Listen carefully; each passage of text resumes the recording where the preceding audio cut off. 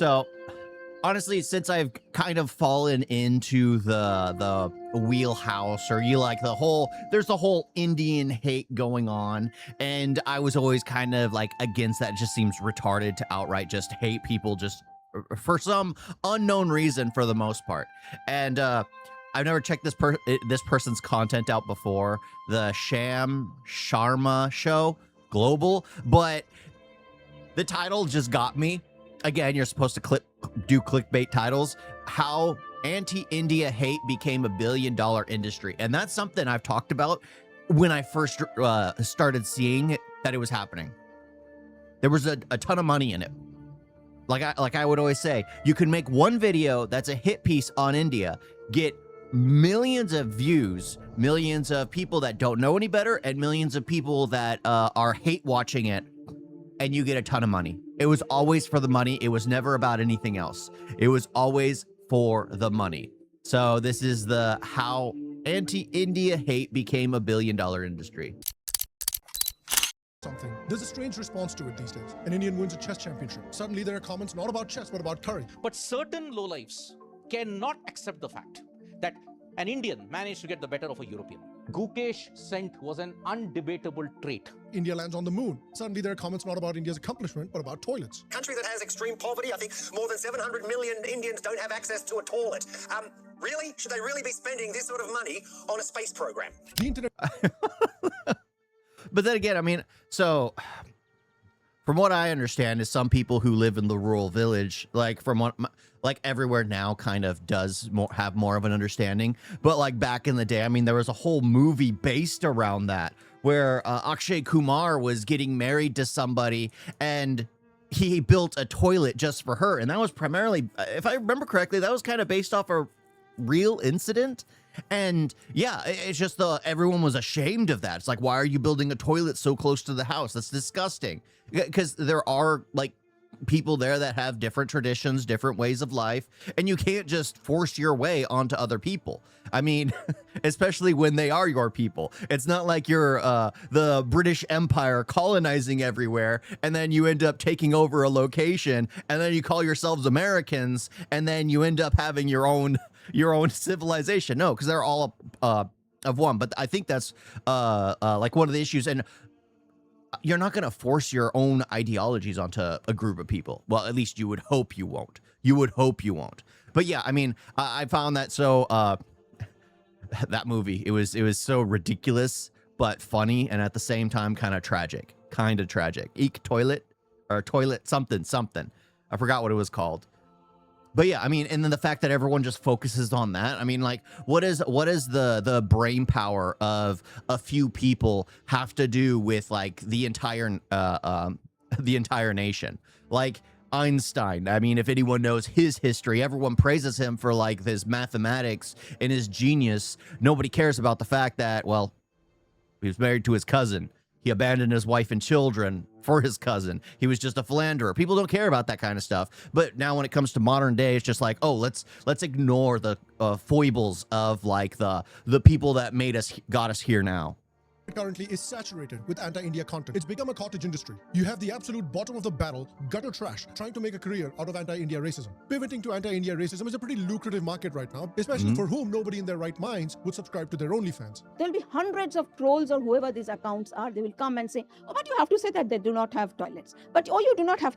And the most utter nonsense that they said over there. CNN News 18 is the first to report about how Pakistan Army and ISI has deployed almost 550 people on social media for Kashmir. But abroad, for the poor ex-colonies like us, the white man's burden, they are peddling untruths, right, which suits Chinese interests. And they peddle it because they can't get away from this. They peddle it because they are funded by Huawei. But all this isn't even the worst part of it. The absolute worst part of all of this is that a very large section of people spreading anti-India racism or hatred are Indians themselves. Well, Heyman, that's actually reasonably true that India did not invade many countries because there was no India in the first place. India is a British creation, and Indians are so sheepish. Well, the funny thing is, as I've also said this myself, because India was a bunch of different rulers of their own different area. The whole thing was primarily mapped out after Britain got there. That's why the partition was allowed to go through. I mean, but it was seen as one location for a long period of time. Like America, you could easily say the exact same thing about America, that it doesn't belong, it has no place in the world because it's a fictional concept. So I can see where he's coming from with the argument, but at the same time, it doesn't hold water. The argument doesn't hold water because, well, America's still well, I guess Israel's the youngest nation in the world, but America's only 250 years old this year.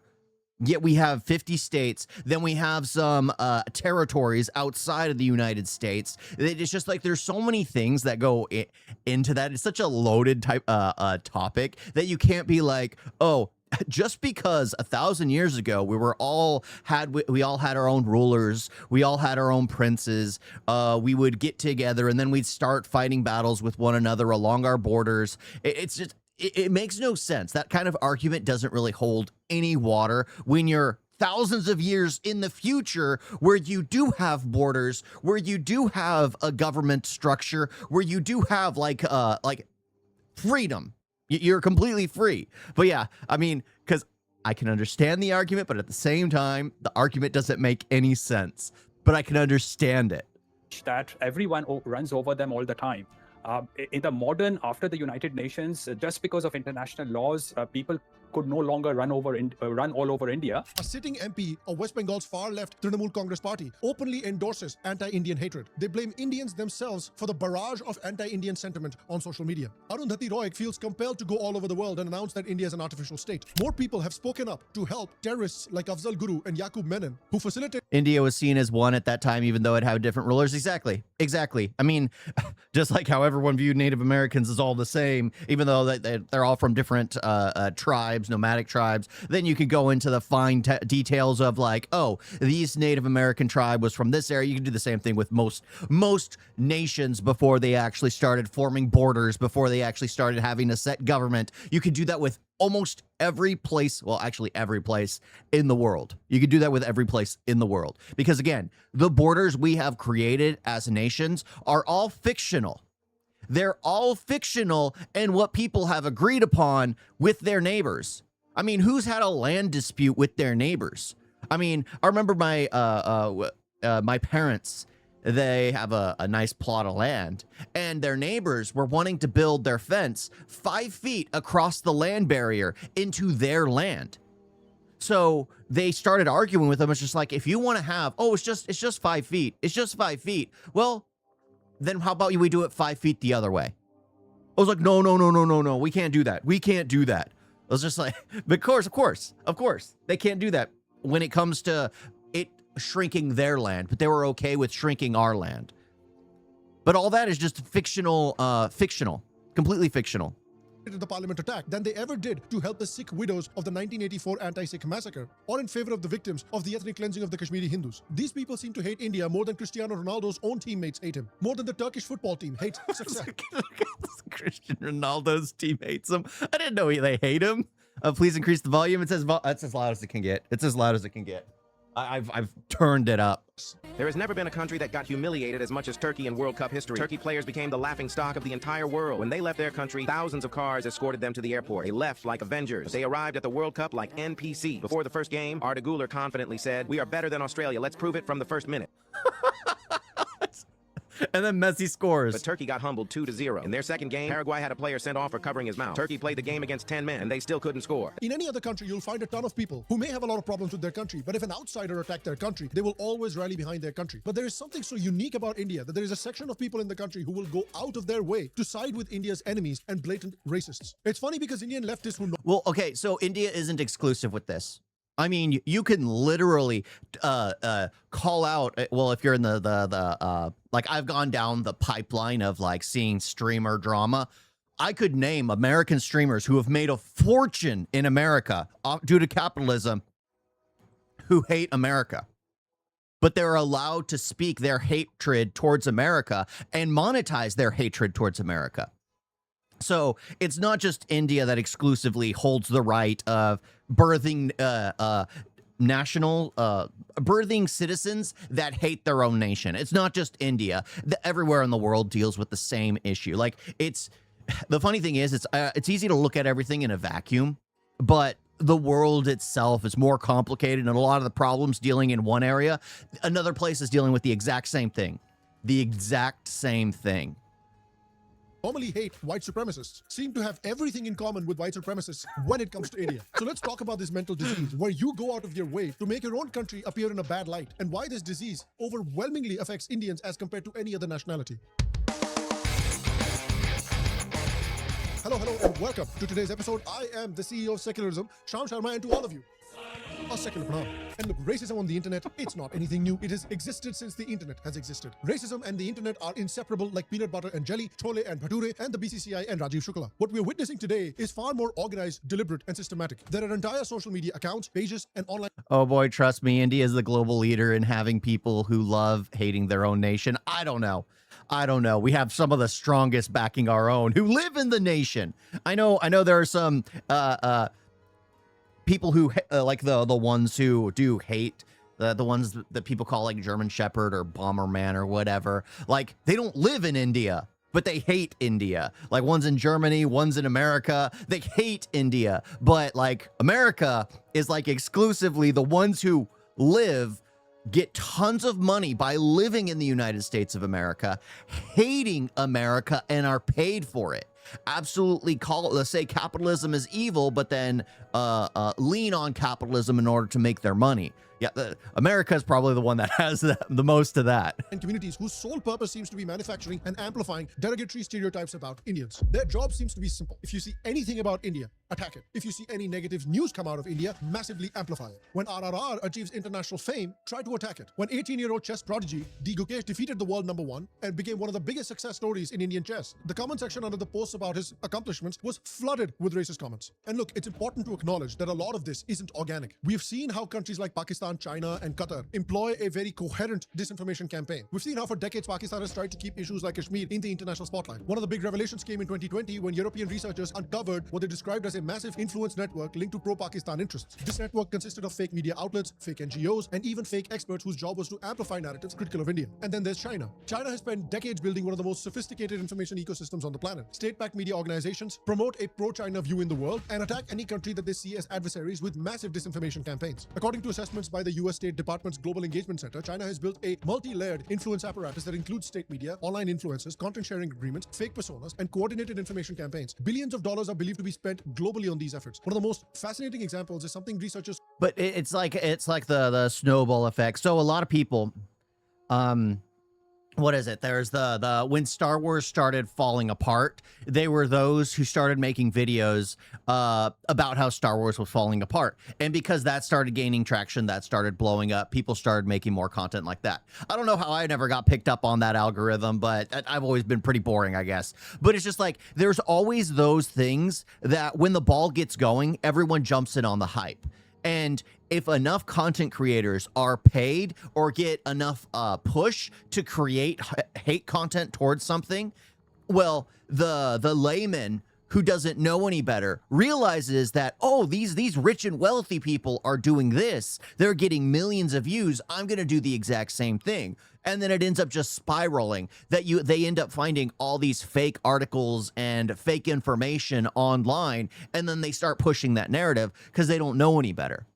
And that's the thing, that it's always worse when you get to the third party information, because they know really nothing. There are the influencers who are outright paid. They know they're spreading a lie, but they're doing it for financial gain. And then they're the ones who jump on the bandwagon, not knowing any better, but believing everything the influencers told them. So they're going to make a video on it as well because they trust that influencer. They've always respected that influencer. So they don't bother actually doing any real research. And the only things they do look up is probably more hate content, or people being ill towards India. That's kind of how the ball always tends to spiral.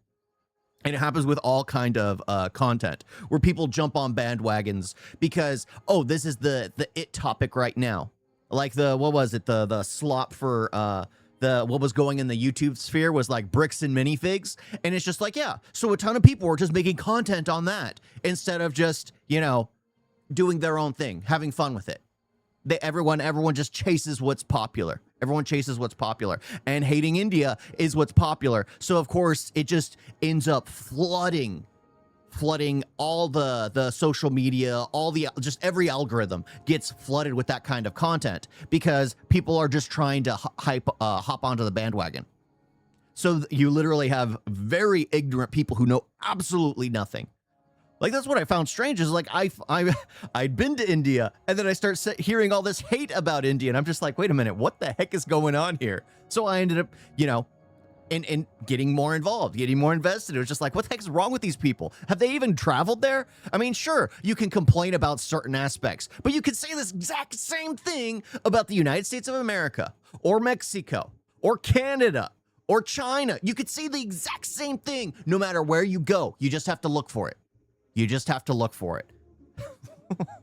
Called spamouflage. Imagine an account posting travel photos, cooking videos, basketball clips, and harmless entertainment content. Seems completely normal, right? And then suddenly that same account starts posting anti-India narratives. Political messaging is hidden inside what appears to be authentic online behavior. According to researchers at Graphica, Meta, and other organizations, these networks have evolved over time and become increasingly sophisticated to spread this spamouflage. And India is increasingly a target. Researchers have documented networks pushing narratives related to border disputes, social tensions, caste, language, religious divisions, and India's relationships with its partners. Before the 2024 general elections, Microsoft's Threat Analysis Center warned that China would be using AI-generated content to influence political discussions and political outcomes in countries like India. Investigations by organizations like ASPI and Doublethink Lab have also identified coordinated activity involving Chinese language networks and accounts operating in Indian languages. So clearly you have campaigns backed by entire nation states that are aimed at spreading anti-India narratives, anti-India racism, and anti-India hatred. But still, I believe that all of this would not have the impact that it does if there wasn't an army of Indians more than willing to amplify this anti-India rhetoric and in fact say much worse things about Indians than any foreigner ever could. It's your own people.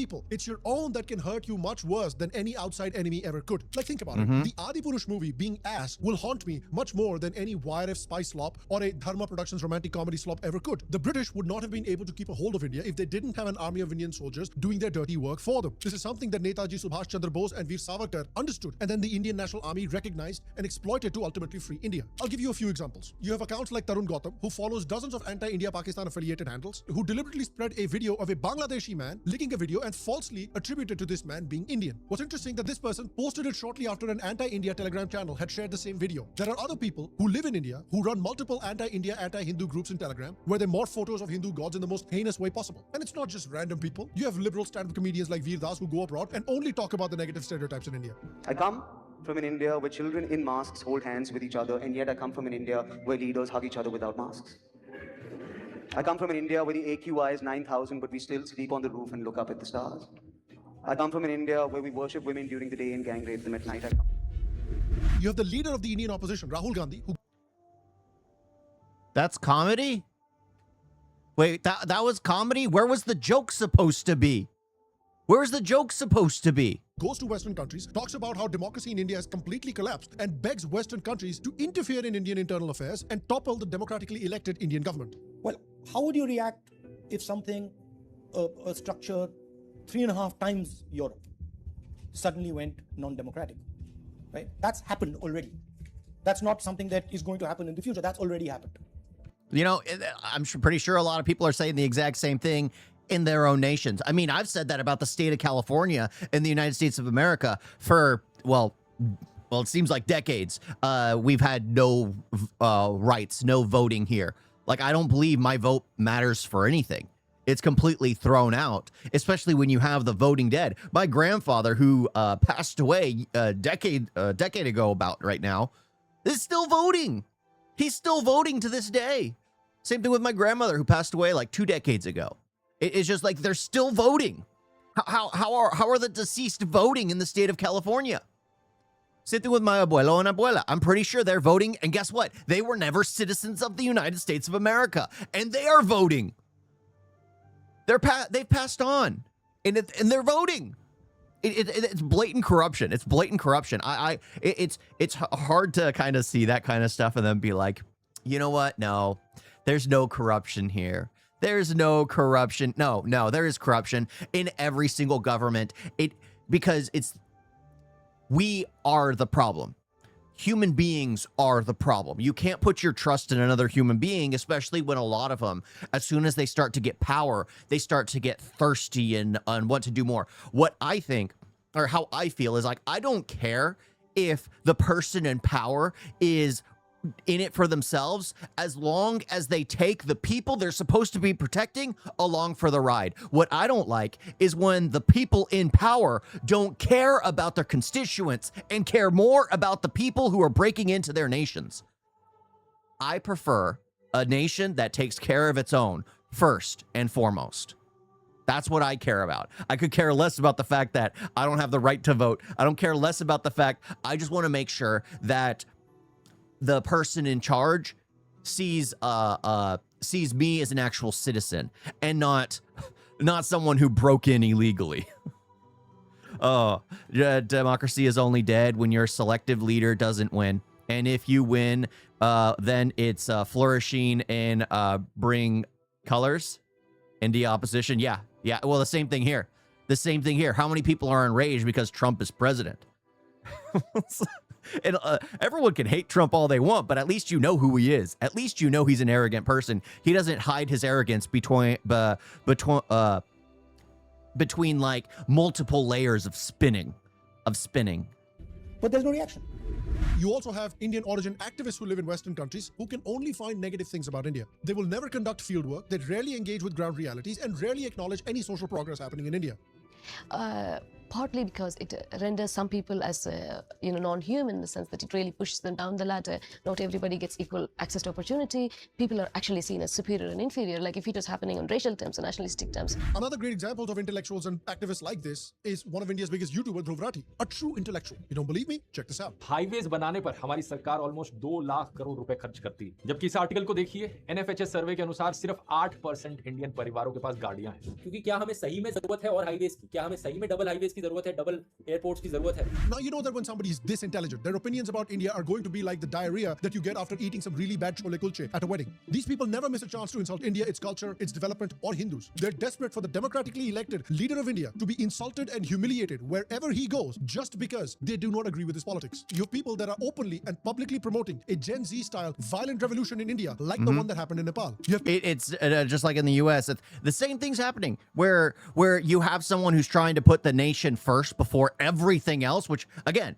you can hate the president of the United States all you want, but the thing is, as an American, as being here myself, I respect the fact that my father took the time to actually become a citizen, that my wife's taking the time to become a citizen, that the fact that being a citizen is actually, well, she's not becoming a citizen, but a green card holder, a permanent resident, but taking putting our interests first and foremost and kicking out as many rats as possible. Like that's what we need. We need harsher punishments on criminals. We need harsher punishments on illegals. We need harsher punishments on those people, those bureaucrats who are trying to misuse the system. We need harsher punishments on the companies which are in favor of slave labor. That's just what it is. It's slave labor. People pushing the worst outdated stereotypes about India to a foreign audience for foreign brownie points. You have celebrated intellectuals like Arundhati Roy saying that Kashmir has never been a part of India and that India itself is an artificial construct. You have journalists like Praful Bidwai who gleefully announced that India must give up its inalienable right to Kashmir. Immediately after the Nandi Marg massacre of 24 Indians, including women and children, Farzana Warsi wrote a scathing article criticizing Kashmiri Pandits, Kashmiri Hindus, for their own massacre. Kamal Mitra Chinoy, who is a professor from JNU. Now this is going to be harsh, but like I'm someone who believes in self-defense. The second someone comes for me and my family, I don't care how I lose my life, I'm taking as many of the monsters down with me. I'm taking as many of the monsters down with me. That's why like watching the Kashmir Files was just such a horrid thing to watch. A horrid thing to watch because it's just like you fight. When it comes to savages, you just have to kill them. You just have to kill them. They're barbarians. They don't listen to sense. That's going to be offensive to a lot of people, but you just have to silence. Barbarians can't coexist in a civilized society. And when you have barbarians at your gates, you have to mow them down. You have to mow them down. Because the second the barbarians take control, the barbarians, guess what? They never have their thrill of conquest sated. They continuously try to push in further and further and further because they're barbarians. It's in their mindset. They're not educated enough, or they're not civilized enough to realize that, you know what, this is a bygone era. Let's just try to mingle and cohabitate with the civilized people of that region. No, they're barbarians and they need to take over. Convert, run, or die. Like that kind of nonsense. It's just disgusting. That's why I preferred like the Begaw files, where they were picking up arms and fighting them off as best they could. Because you have to. Of course, the villains will always have guns. The villains will always have guns. Even though guns are illegal, they will. People who break the law and people who just don't respect you, they'll always find a way of having a gun. They'll always find a way of having a gun. Who actually testified before the USCIRF on Gujarat with the sole purpose of having sanctions declared on India. Recently, a lot of Indian accounts organically started pushing back against anti-India propaganda from the Chinese and started basically roasting Chinese society and the Chinese caste system about being just as oppressive as the Indian caste system. I've already showed you how China systematically funds and supports anti-India racism and anti-India hatred on social media. But despite that, you have Indians that are actually going out of their way to help the Chinese, not the Indians that are pushing back against Chinese propaganda. Now, you might be rightly thinking, what the hell is wrong with these people? Oh, but it gets worse. Here's the part that nobody wants to say out loud. The foreign racists who will spew the most horrible anti-India stereotypes and the most horrible anti-India racism are actually getting most of their material from Indian leftists. A white nationalist who could not trust the New York Times to tell him the correct time of day will suddenly quote that same newspaper like the Holy Scripture when it comes to India, because an Indian person or a person of Indian origin has written a horrifically misleading article about India in the New York Times. A lot of the articles and books written by Indian leftists are providing talking points for white nationalists in Western countries. In short, these Indian leftists are Clayton Bigsby. How could this have happened? A black white supremacist. Now I want to give a shout out because I got Clayton Bigsby. I love how Clayton Bigsby has become like a Dave Chappelle is gonna go down in history. He has told the future. He literally told the future through his skits.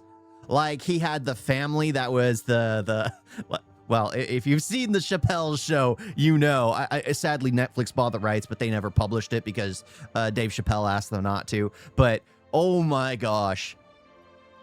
He told the future. He literally told the future. This analogy from another YouTuber called The Emissary. And this was from one of the articles that he wrote. So please go check out that article. The link is in the description. The and Emissary. Please go check out his YouTube channel. It's called The Emissary. Again, the link of that channel is in the description down here. There's an old Dave Chappelle sketch about a blind man named Clayton Bigsby. Bigsby is a black white supremacist. He doesn't know he's black because he's... And then he, of course, divorces his wife because she's a lover of black people. Blind. And thus he writes books about the superiority of the white race. He leads rallies in full clan robes. And these anti-India people truly believe that if they insult India loudly enough in the right accent in front of the right people, they might finally be accepted as one of them. But he never will be. He can spend years proving he's one of the good Indians. But the fact remains that he is still an Indian. And it gets crazier because the crazy part is that this is such an anomaly. If you look at Pakistan, for instance, it is exactly the same DNA as India, same people as India. However, despite Pakistan being the epicenter of global terrorism, you will never see the Pakistani population or the Pakistani diaspora constantly attack Pakistan for being the epicenter of terrorism when it would actually make sense for them to do so. They will constantly tell you that Pakistan is great. Pakistan's a very safe country. It is kind of true. Terrorists have lived there safely for decades. But India, which has nowhere near the rap sheet that Pakistan... Yes, it is very, very safe for a particular dynamic. Very safe for a particular dynamic. For decades, hiding there while the U.S. was hunting for him in other nations, but he was safe and sound. Safe and sound. Gets constantly chided and attacked by its own people. So now you must be thinking, well, what the hell is the problem then? Why are they thinking like this? Why do so many Indians attack their own country and hate their own country so much? Well, to understand this problem, to understand this disease that a section of India has, we need to understand something about India, because India cannot be understood in the traditional right versus left in the Western sense. India doesn't really have a right versus left the way it's understood in Western countries. India has to be understood between those who believe in India's fundamental unity versus those who do not. Between the centripetal forces that pull India toward... That's basically describing the right and left. That's basically describing... There are those like well, it's... You can't say right and left because now there's an extreme right and extreme left. But there are those who believe, and this is more centrist than anything, those who believe that the nation should be put first and foremost. And then those who believe that the nation is a blight on society. It's all stolen land. It should be given back to the indigenous population. You know, that kind of... a civilizational core versus centrifugal forces that push India away from its core and towards its constituent parts. Basically, the civilizationalists versus the fragmentalists. The civilizationalists, or the centripetal side, believes that India's unity rests on Indian Dharma, the same Dharma that has bound the Indians for millennia, despite having an insanely wide variety, languages, castes, and traditions. That idea, the uniting idea of Indian Dharma, has kept the country as one civilizational unit. The fragmentalists, or the centrifugal side, believe that there is nothing that unites India. India is united currently only because of the artificial boundaries created after the British left. They believe that there is no such thing as an Indian nation. They don't see India as a nation. They don't believe that India has a civilizational soul. They see India simply as a loose collection of caste and language groups that are politically united thanks to invaders from the Middle East or the West. So one side, the civilizationalists, emphasize the whole. The other side, or the fragmentalists, emphasize the parts. They despise the idea of India's civilizational unity. They believe that the only thing keeping India together as a political or cultural entity are structures and institutions established by foreign invaders. They don't believe that there is anything inherent in India that keeps it united. For them, India is inherently irredeemable because it's simply an artificial creation of the British. I don't think there was a concept of India till perhaps the British gave it one. Therefore, an Indian leftist or a fragmentalist despises everything Hindu and thus naturally everything Indian. A very famous Indian revolutionary and then a spiritual guru, Sri Aurobindo, correctly noted that Indian nationalism, whether people like it or not, is simply Sanatan Dharma. Without Sanatan Dharma, there is no Indianness. There are a few main nodes in Indian revolutionary movement in India, one being Maharashtra, one being Punjab, one being Bengal. All three of these areas understood that the Indian Dharma is the soul of Indian nationalism. Without that Dharma, there is no Indian nationalism. And so because the Indian leftist despises Indian Dharma, they naturally hate everything Indian. That is why they turn their noses up at a lotus. Despite the deep cultural, civilizational, and spiritual importance of the color orange in India, they hate the color orange. They view yoga as fascist. They view Diwali as oppressive. And because they believe that India is essentially... What are they going to start doing? Slapping different names onto yoga? How is yoga fascist? And that's what's funny. The people that view their... when you start to put your nation first, I think we've gotten so far past World War II now. Like it's almost been it's almost a century. Just a few more a couple more decades, right? Like 2 more decades. And then it's been a century since World War II. And people have already forgotten like the atrocities. How did the Nazis gain power? The Nazis gained power off of the back of the Great War.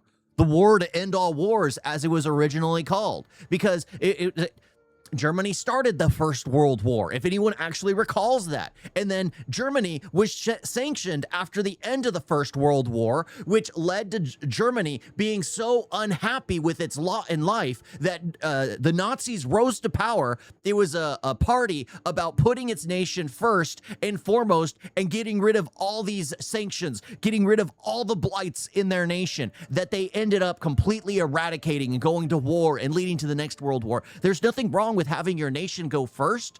The problem is when you go so far forward that you start dehumanizing other people and going to war with other nations. That's when it becomes a little too far. That's when it becomes a little too far. A foreign creation and has no character of its own. They bend over backwards in order to disassociate themselves from India and associate themselves with the superior. Well, and that in the of course the people who are very fascist don't allow any sort of free speech. If you speak out, you get re-educated. Like Nazi party had re-education camps. Like a lot of people who like put me in a group with a bunch of people who are protesting, they would say I'd need re-education. When I don't think they need re-education, I just think they need a wider grasp of the world.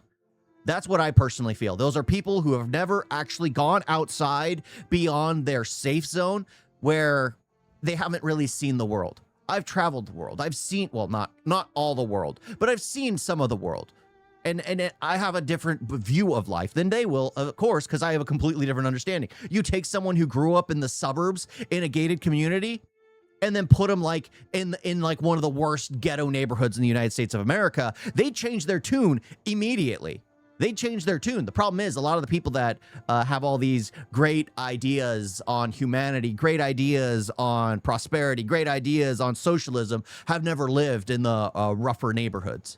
foreigner that created the idea of India. That is why Diwali is bad, but Eid is good. That is why bhajans are bad, but Qawwali is good. That is why it's important to save water during Holi, but it's good to brutally butcher millions of voiceless animals during Eid. It's why speaking perfect English makes you cultured, but speaking perfect Hindi makes you a backward hick. It's why Mughals are revered by the leftists, but indigenous kings and warriors who offered resistance to foreign invaders are treated as a small footnote in Indian history by the same people. This is why they will question why India hasn't taken any big strides in AI yet, but will also vehemently oppose any data centers being built. They will ask why the transportation system for India cannot be improved, while at the same time, any new train line being developed will be protested on environmental grounds. And this is why, if you're not Indian, what I'm about to say...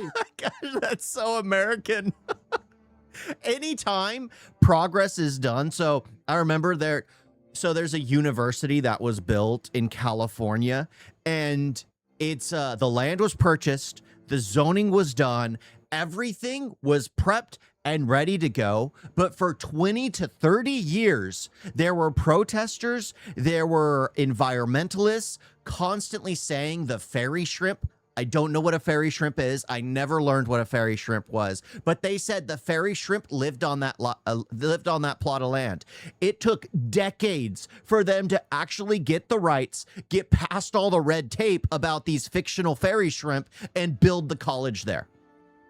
It took them forever. There was a NASCAR stadium that was planned to be built out here. That got railroaded because of the same exact people going like, no, we can't do that. We can't do that. There are these people everywhere in the world. These people exist everywhere. Will shock you. Anywhere in the world, if you consider yourself a part of the left, you will be in favor of restoring indigenous sites that were destroyed by colonial invaders. Leftists and Maoris fight to preserve Maori spiritual places. Leftists in America try to preserve and restore sacred Native American landmarks. Leftists in the UK will top statues of prominent figures in the transatlantic slave trade. However, the leftists in India fought tooth and nail for nearly 70 years to prevent Indian Hindus from rebuilding the Ram Temple. The Ram Temple, for people that might not know, is one of the most sacred sites in Indian Hinduism, which was destroyed by Islamic invaders, and a mosque built on that place to emphasize the domination of Islam over Hindu India. So essentially, if you think about it, India is the only place in the world where leftists fight in favor of the colonizers and the invaders. It's like if a mother-in-law in an Indian soap opera just gets along with her daughter-in-law all the time. That's not how it works. It's like if Gordon Ramsay tastes someone's dish and isn't a complete twat about it. That's not how this works. And so that brings me to the most incredible thing about India, is that Western white supremacists and Indian leftists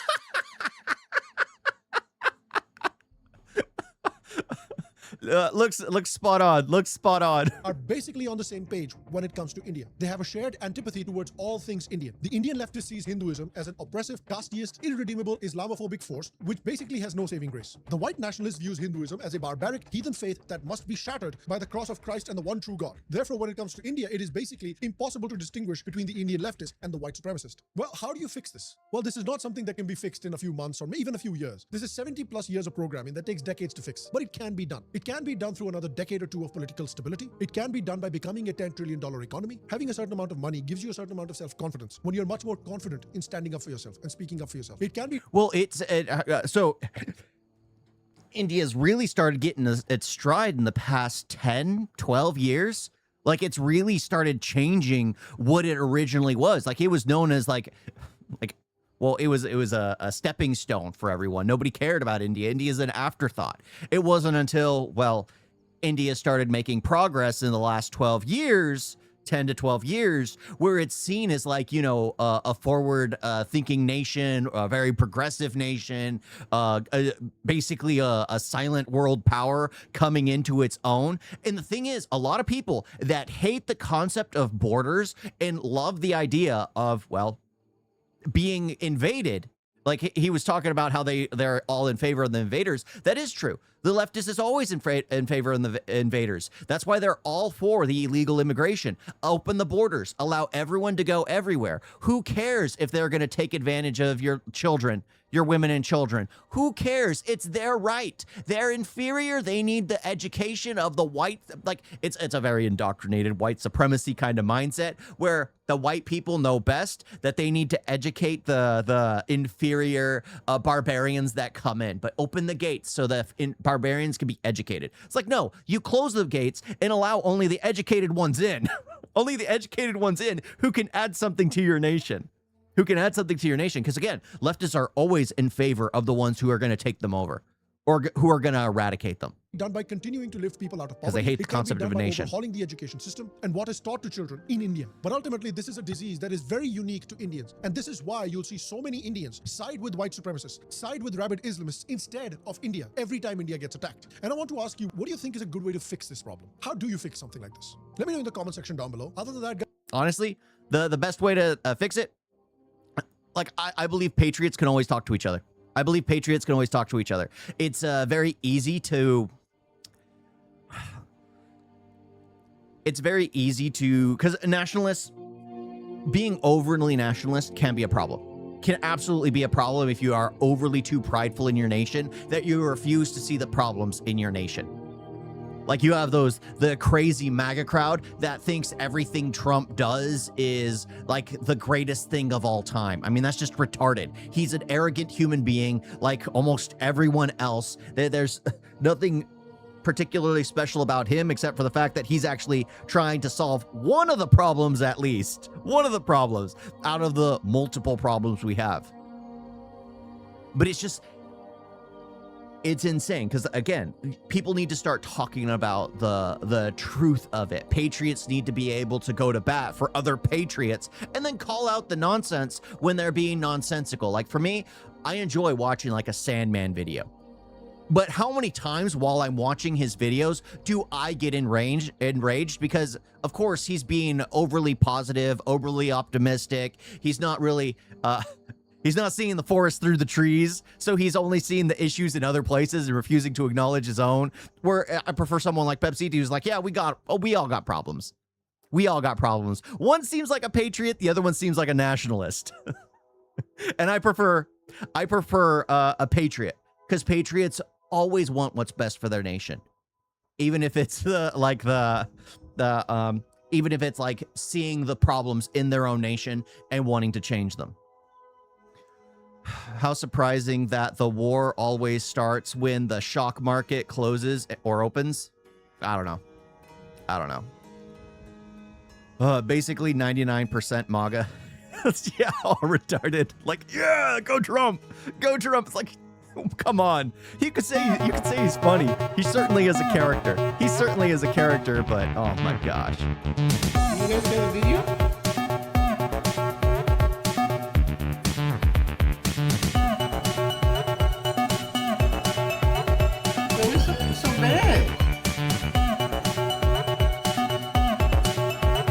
Don't forget to like and subscribe. Wait like that.